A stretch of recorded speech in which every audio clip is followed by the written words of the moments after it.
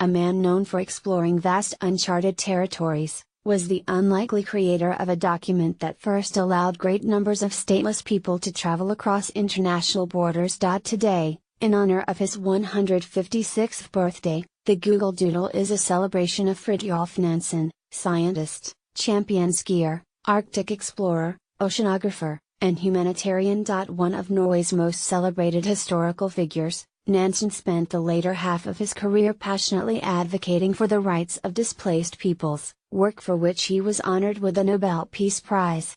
His legacy is still felt in today's world, where the plight of refugees remains a fraught issue. Who is Fridtjof Nansen? Fridtjof Nansen was a champion skier and ice skater in his youth. He went on to study zoology, and earned a doctorate through his research on the nervous systems of lower marine vertebrates, which helped establish many modern theories of neurology.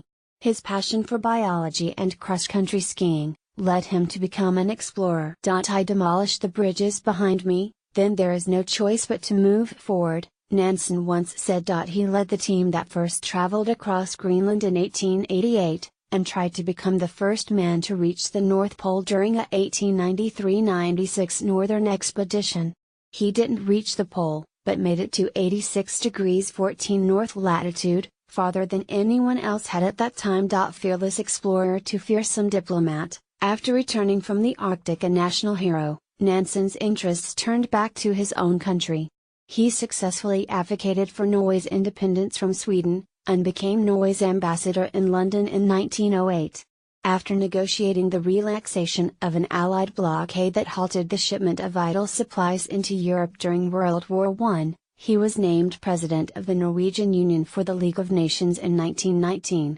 At the League's request, Nansen accepted the position of High Commissioner of Refugees, and helped repatriate almost 500,000 prisoners of war between 1920 and 1921. Nansen also directed millions in Red Cross aid to post-revolutionary Russia, which some historians say could have helped save the lives of as many as 22 million. The Nansen passport. For all his accomplishments, Nansen's most significant is likely the creation of the Nansen passport in 1922, a travel document for stateless people that was recognized by over 50 countries, and allowed refugees to travel safely across borders. Tasked with resettling millions of Russian refugees displaced by the Russian Revolution and dying of famine, Nansen ran into a major problem: most refugees didn't have any proof of identity or nationality.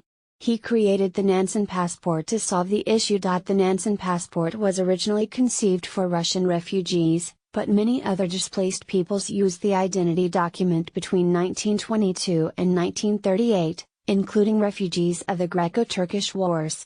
The artist Marc Chagall, composer Igor Stravinsky, writer Vladimir Nabokov, and dancer Anna Pavlova were all notable Nansen passport holders. Nansen won the 1922 Nobel Peace Prize for his work for the repatriation of the prisoners of war, his work for the Russian refugees, his work to bring succor to the millions of Russians afflicted by famine, and finally his present work for the refugees in Asia Minor and Thrace. A humanitarian legacy. After his death in 1930, the League established the Nansen International Offices for Refugees to carry on his work.